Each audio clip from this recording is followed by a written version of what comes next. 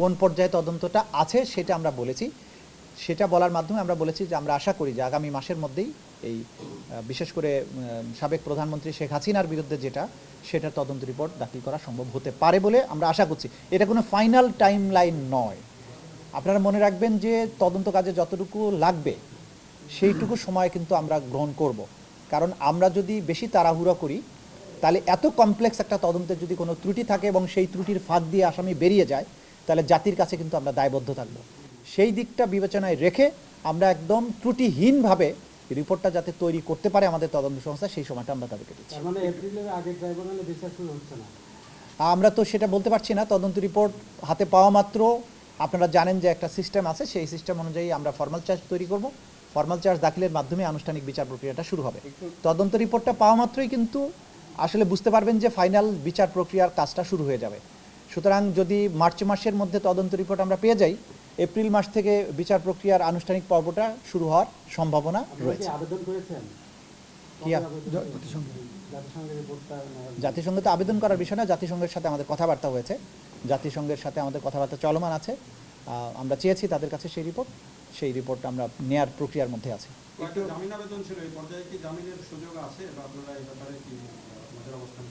আবেদন করেছেন, আবেদন আগামী নির্ধারিত তারিখে শুনানির জন্য আসবে। মানবতা বিরোধী অপরাধের মতো জটিল এবং এত সিরিয়াস অ্যালিগেশনের ক্ষেত্রে এটা তো বলাই আছে অজামিনযোগ্য, কিন্তু জামিনের ব্যাপারে তো আদালতের জুরিসডিকশন আছে যদি আদালত মনে করে।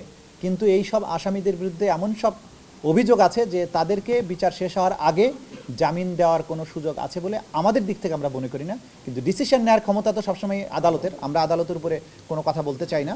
আমরা এই জামিনের ঘোরতর বিরোধিতা করব এবং তথ্য প্রমাণ তুলে ধরব যে কেন এই আসামিদেরকে জামিন দেওয়ার কোনো সুযোগ নেই, সেটা আমরা তুলে ধরব। আদালতে কেরামান কাতেমিনের গল্পটা বলছিলেন,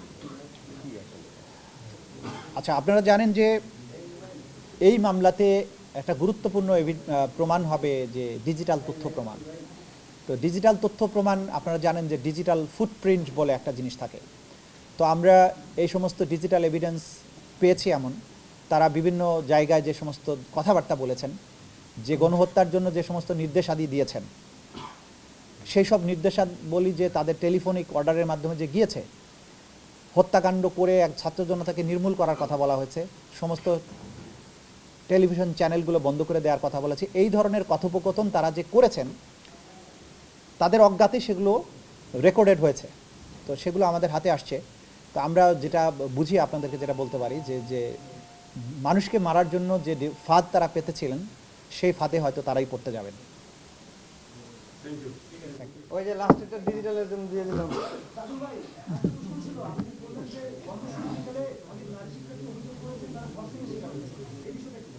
না, এটা যা কোর্টে বলার বলেছি, তদন্ত কমপ্লিট হোক, আরও বিস্তারিত জানতে পারবেন।